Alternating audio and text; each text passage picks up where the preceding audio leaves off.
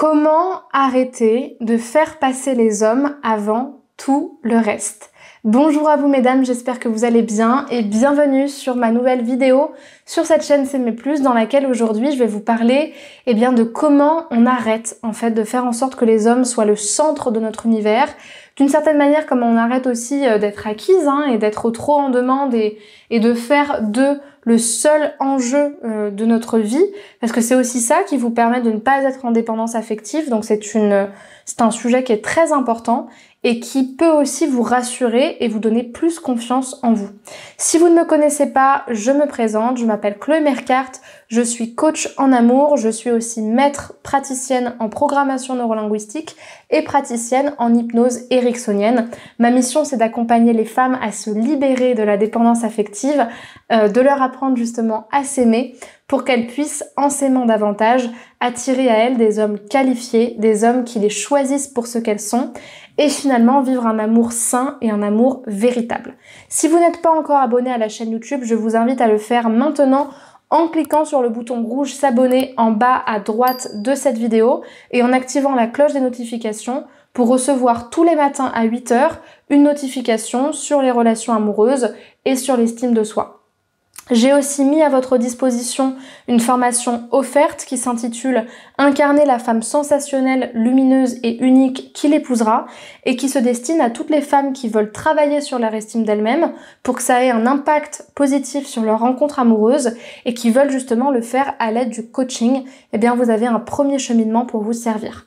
Pour y accéder, allez dans la description de la vidéo, cliquez sur le lien qui correspond à cette formation, remplissez le formulaire et vous l'aurez directement par mail.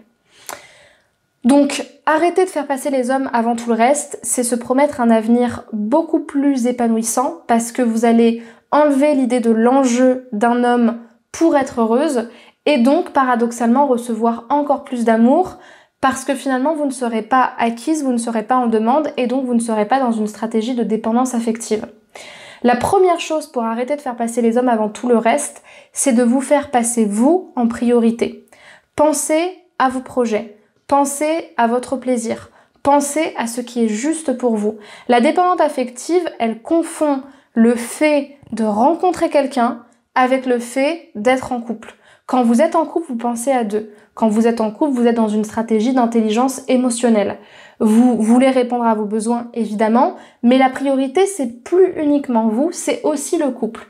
Tandis que quand vous êtes célibataire, on ne vous a rien promis pour le moment, on ne vous a rien prouvé, on ne vous a rien montré, donc vous ne pouvez pas faire passer quelqu'un avant vous, alors que cette personne n'a aucune place dans votre vie. Ça communique sur votre anxiété qu'il ne se passe rien, votre peur du vide, votre peur du manque et votre peur de la solitude.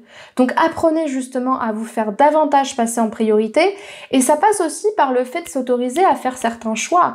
Moi je me rappelle, c'est un petit peu extrême quand même, mais le premier homme que j'avais rencontré en vrai sur Tinder, je me rappelle qu'il avait eu 15 minutes de retard et au bout des 15 minutes je m'étais barrée et il m'a couru après en retard parce que j'estimais que à un moment donné être en retard sans me prévenir c'était pas ok en fait. Donc c'est ça aussi ça, se faire passer en priorité, c'est ne pas accepter tous les rendez-vous, ne pas tout accepter, faire passer aussi ses activités, ses rendez-vous avant la rencontre, avant que l'homme ne nous ait vraiment montré quelque chose de sérieux et qu'il y ait un réel engagement de sa part. Arrêter de faire passer les hommes avant tout le reste, c'est aussi s'aimer soi-même. S'aimer soi-même, ça va dans la même lignée que de se faire passer en priorité, à la différence que on est vraiment dans un état d'esprit de se dire c'est moi que je vais aimer en premier, c'est moi que je vais prioriser, c'est moi que je vais choisir, je vais m'aimer plus en fait. Je vais arrêter de penser que je n'ai pas de valeur ou que je ne peux pas être aimée tant que je n'ai pas un amour. Je mérite mon amour propre, je mérite de m'aimer et c'est parce que je mérite de m'aimer que du coup je n'accepte pas tout ce qui se passe autour. Je n'accepte pas n'importe quelle relation parce que je sais que mon amour à moi, il est déjà présent, il est déjà là. J'ai déjà quelque chose, je me remplis de quelque chose, donc je n'ai pas besoin d'attendre d'un homme de m'apporter ce que je me dois à moi-même. Parce que c'est ça en fait la question. Quand je fais passer un homme en priorité, c'est souvent les hommes que je connais pas en plus, c'est que quelque part, je les fais venir en priorité, non pas pour l'amour des autres, mais parce qu'en fait, j'attends d'eux qu'ils répondent à mes insécurités personnelles. Mais en fait, c'est à vous de vous aimer vous-même.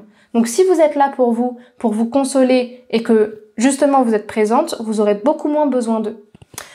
Troisièmement, c'est aussi le fait d'enlever consciemment l'enjeu de la rencontre. Et ça, vous pouvez le faire avec des petits tests, des petits défis au quotidien.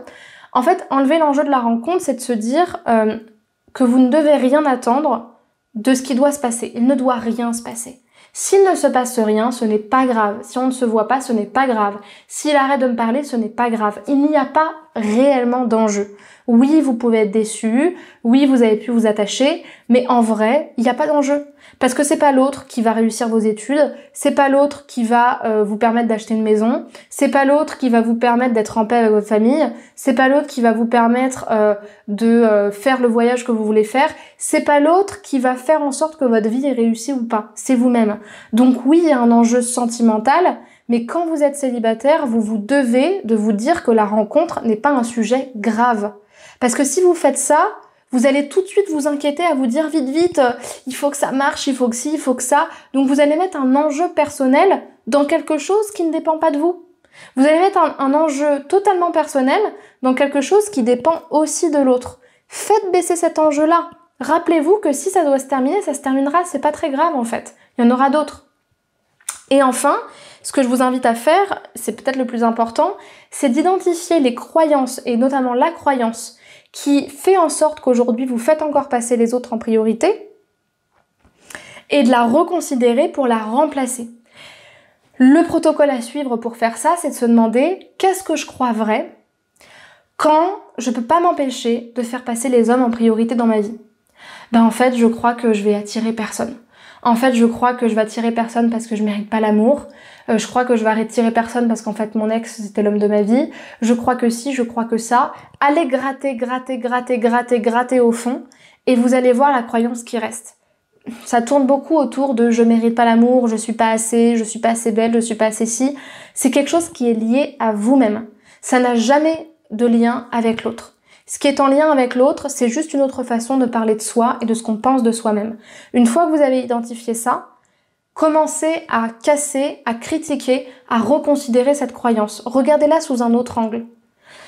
Mettez-y plus de recul, ou au contraire, rapprochez-vous de cette croyance-là pour regarder dans le détail qu'est-ce qui va pas dedans, qu'est-ce qui n'est pas clair, qu'est-ce qui est illogique, qu'est-ce qui est absurde, qu'est-ce qui est extrême, qu'est-ce qui est complètement déplacé dans le fait de se dire je suis pas suffisante. Mais je suis pas suffisante par rapport à quoi? Par rapport à l'image que je me fais de l'autre? Je suis qui je suis. Donc si je crois en l'amour sain, je crois aussi qu'on m'aime pour ce que je suis. Et si je m'aime pour ce que je suis et je crois en ma valeur, je suis assez en fait. Et justement, la solution, c'est d'aller remplir et remplacer cette croyance limitante par une croyance soutenante que vous allez vous-même vous apporter. N'attendez pas de vous dire oui mais il faudrait que je croie qu'en fait les hommes pourraient me choisir parce qu'ils me trouveraient belle. Non. Je me trouve belle. Je suis belle telle que je suis. Même si j'ai pas le corps de Adriana Carambeu, je suis belle à ma manière en fait. Remplacez-la par quelque chose qui va vous donner justement une confiance en vous. Même si c'est 10% d'adhésion, c'est pas grave. Ajustez-la pour que vous y croyiez et pour que ce soit cette intention-là qui vous porte. J'espère que cette vidéo vous aura plu. Si c'est le cas, laissez-moi un pouce vers le haut pour m'encourager à continuer les vidéos et laissez-moi un commentaire ou votre opinion dans les commentaires pour que je puisse en prendre connaissance.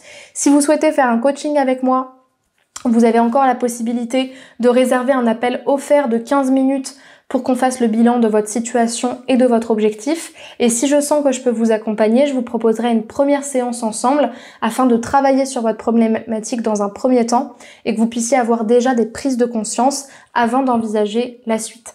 Donc pour réserver cet appel, vous allez aller dans la description de la vidéo, cliquez sur le premier lien qui est dans la description, réserver l'appel et remplir le formulaire. Et ensuite, je vous rappellerai pour qu'on discute toutes les deux.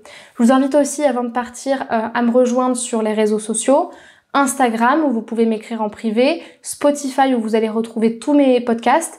Et enfin, Facebook et TikTok, dans lesquels je fais beaucoup de lives et où on est quand même pas mal nombreux. Donc, vous avez mes identifiants qui sont là. Les liens pour rejoindre mes réseaux sociaux dans la description. Et du reste, je vous souhaite une très bonne journée. Je vous dis à demain et prenez bien soin de vous. Au revoir.